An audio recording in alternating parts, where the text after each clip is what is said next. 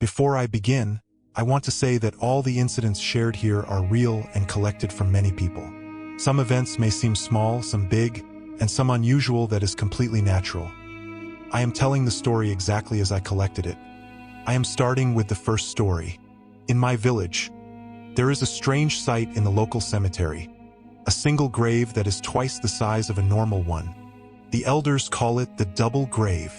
For years, I wondered why two people would be buried in one hole. Finally, my uncle told me the truth, a story from when he was just a teenager. It began with the village chairman, a powerful and arrogant man. He had borrowed a large sum of money from a poor farmer in the village. When the farmer finally asked for his money back, the chairman flew into a rage. That night, under the cover of darkness, the chairman murdered the poor man. Everyone in the village suspected the chairman, but they were too afraid to speak. However, the earth itself seemed to know the truth. The next morning, a strange phenomenon began. When the villagers tried to wash the farmer's body for burial, no one could touch him. A wave of unexplained terror washed over anyone who came near the corpse. Even the local priest couldn't find a solution. Seeing this, the chairman arrived, laughing at their fear. With his own hands, he washed the body easily, showing off his courage, but the resistance continued. When the workers went to cut bamboo for the funeral litter, their axes bounced off the wood as if they were hitting solid steel. When they tried to dig the grave, the shovels wouldn't pierce the dirt. Every time, the chairman had to step in. Only when he held the axe or the shovel did the wood break and the earth open. It was as if the dead man was refusing to be buried by anyone but his killer. After the funeral prayer, the body became unnaturally heavy. It took 6 men to lift it, but they couldn't move it an inch. Again, the chairman stepped forward. He touched one corner of the wooden litter, and suddenly, the body became light as a feather. Finally, they reached the grave. The villagers were so terrified by the day's events that no one dared to climb down into the hole to place the body. The chairman, still arrogant and fearless, jumped into the grave himself. He laid the body down and turned to climb out. That was when the screaming started. From beneath the white burial shroud, a dead, gray hand shot out. It clamped around the chairman's ankle with a grip like iron. The chairman let out a howl of pure terror. The villagers tried to pull him out, but the dead man wouldn't let go. Several brave men jumped into the grave to pry the fingers loose, but the hand was immovable. It felt like it was part of the earth itself. The police were called. They considered cutting the dead man's hand off, but when they saw the scene, even the officers were too paralyzed by fear to enter the grave. By sunset, the chairman, trapped in the hole with the man he had murdered, confessed his crime to the entire village, begging for mercy. But mercy never came. By evening, the chairman's heart gave out from pure shock and terror. He died right there, his legs still held tight by the corpse. Because they couldn't separate them, the village had no choice. They filled the grave with earth, burying the killer and the victim together in one final, eternal embrace.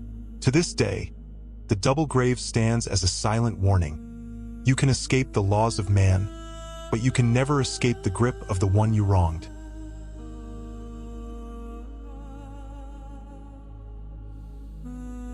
The story involves a man who was the assistant manager of a remote tea estate somewhere in Asia. He lived there in a beautiful cottage with his wife and their toddler. The estate office was filled with traditional masks, beautiful, hand-carved faces believed to represent ancient forest spirits and forgotten entities. One afternoon, his wife noticed a particular mask that immediately unsettled her. It was grotesque, its features twisted, with large, bulging eyes and a jagged, unnatural grin. According to the locals, it represented a dark entity, something not worshipped, but feared. Despite the local guards warning her that the mask was cursed and belonged to the Morrow, a forest monster, she took it home and hung it on her wall. A few days later, She was trying to feed her son lunch. The boy was being stubborn. To scare him into eating, she pointed toward the hallway and said, "Eat your food quickly, or the Morrow will come for you." The second she said it, a cold wind blew through the closed windows. A raspy, guttural voice whispered right into her ear, "The Morrow is coming." She froze, but tried to tell herself it was just her imagination.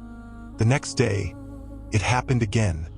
She used the same threat, and the voice answered even louder, "The Morrow is coming." Terrified, she begged her husband to leave the estate. That evening, as they were arguing about moving, she tried one last time to get her son to eat. She said the words again, "Hurry, or the Morrow will come." This time, the voice didn't whisper. It roared from the next room. "The Morrow is eating." They heard a bone-chilling scream from the boy. They rushed into the bedroom and saw a scene that no human should ever witness. Their son was lying on the floor, half-eaten. Standing by the open window was a creature that looked like a nightmare. It was part lizard, part wolf, but with hands that looked human. Its eyes were massive, glowing with a sickly yellow light. The creature looked at them, let out a clicking sound, and vanished into the dark forest. The husband lost his mind that night and remains in an asylum to this day. The wife passed away 6 months later from grief. When we arrived to investigate, my friend's father found a drawing the husband had made before he went completely mad. It was a perfect sketch of the creature, a lesser demon or entity that exists in a different dimension but can enter ours when called. Locals still talk about Morrow. Whenever a leopard is blamed for a missing child or a mutilated animal, the elders look toward the dark tea gardens and shake their heads. They know it wasn't a leopard. They know that once you invite Morrow into your home, it never truly leaves.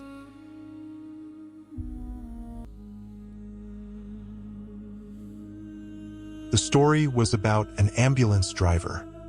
In his line of work, he is used to carrying the sick and the dead.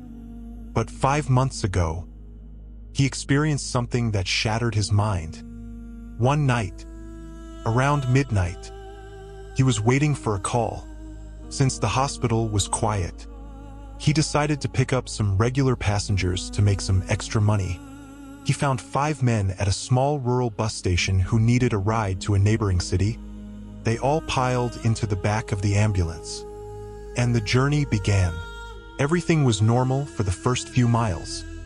But as they drove down a lonely stretch of highway, the driver saw something on the side of the road. He stopped the vehicle. Everyone, including the 5 passengers, got out to look.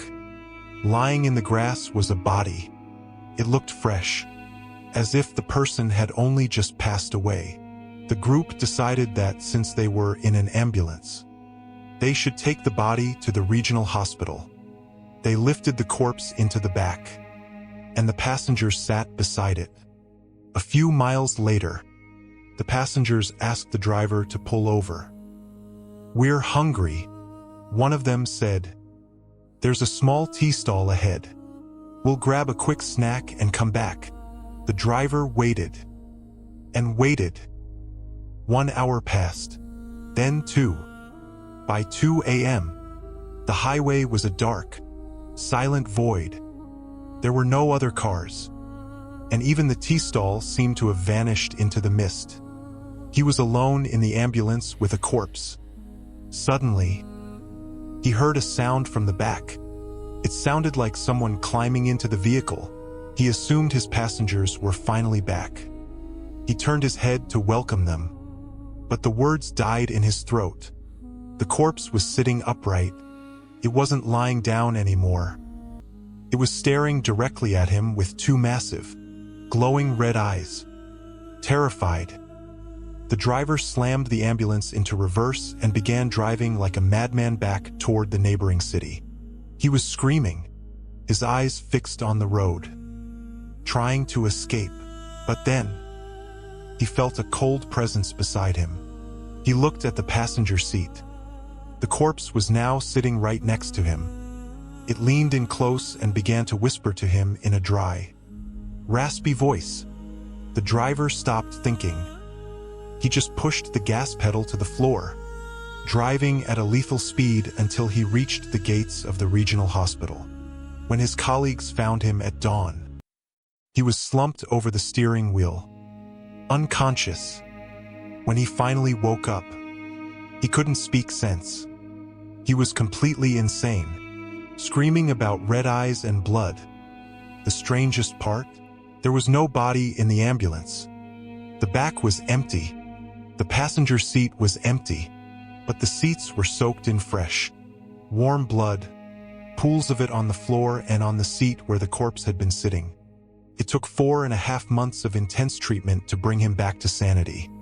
But he is still not the same. Even now, he sometimes has fits of madness. He no longer drives ambulances. And he never, ever stops for a passenger on a dark highway.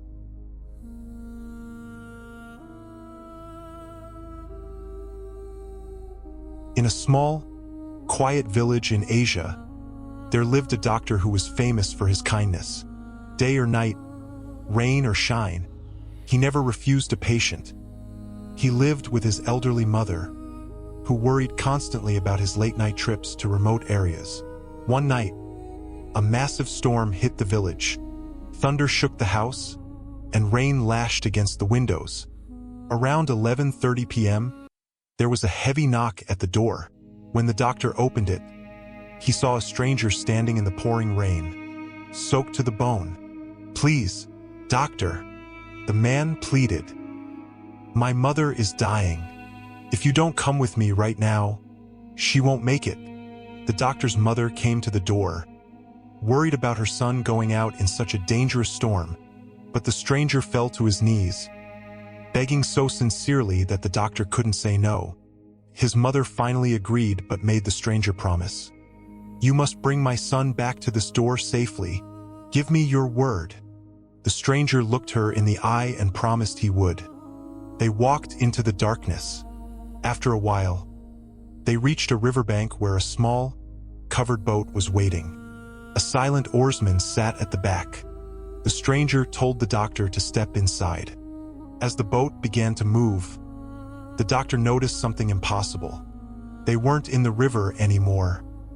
The boat was gliding through dry rice fields and thick forests, moving at an incredible speed.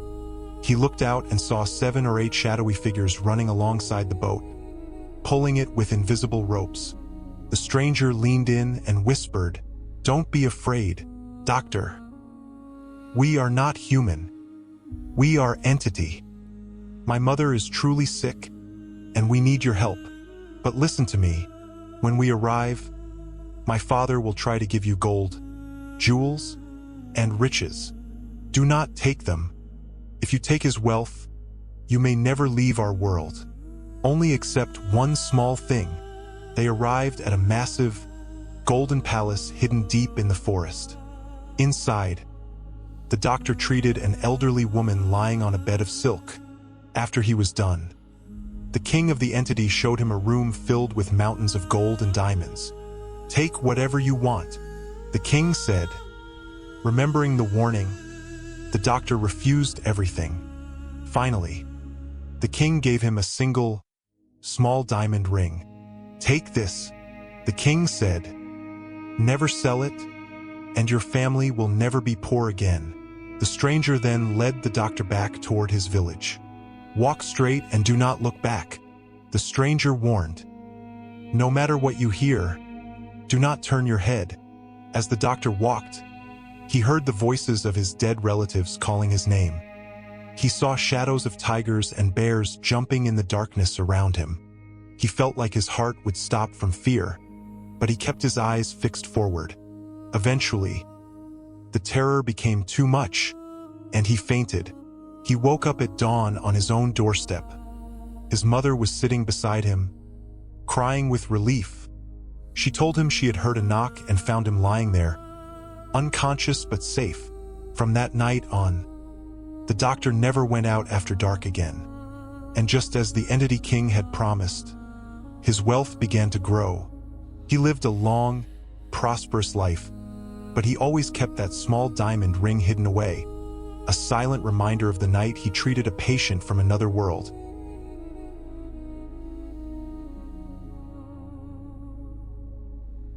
My grandfather was a successful contractor during the Pakistan era, but in our village, he was known for a much more dangerous skill.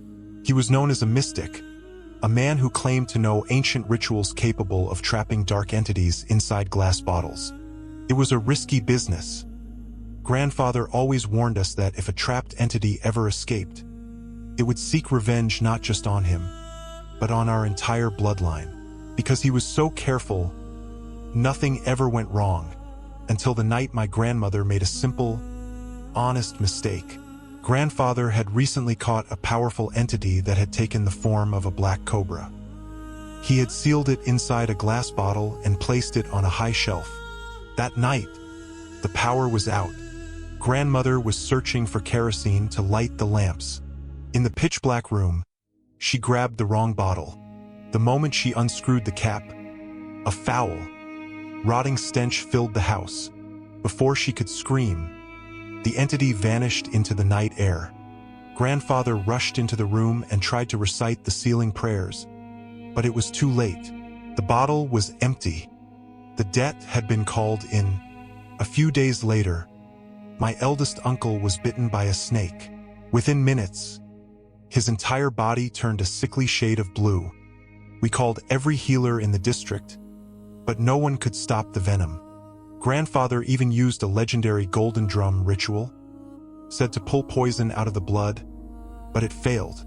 Just as we were preparing for a funeral, my uncle suddenly woke up. The blue tint vanished from his skin instantly. The village thought it was a miracle, but grandfather knew better. That night, he had a dream. A voice whispered in the dark, "The boy was just a warning. Next time, I will take the whole family."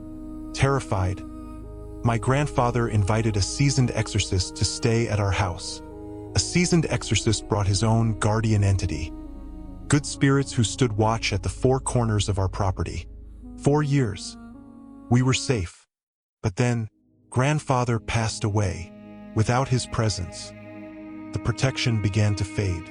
Small, terrifying things started happening again. One night, my uncle woke up and felt a heavy weight on his chest. He pulled back his blanket and saw a massive cobra coiled directly on his heart, staring at him with intelligent, hateful eyes. He screamed, and when the family rushed in, the snake didn't strike. It simply dissolved into thin air. I had my own encounter as a child.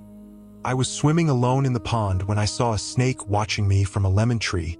I froze, keeping my eyes fixed on it. I didn't blink. I didn't look away.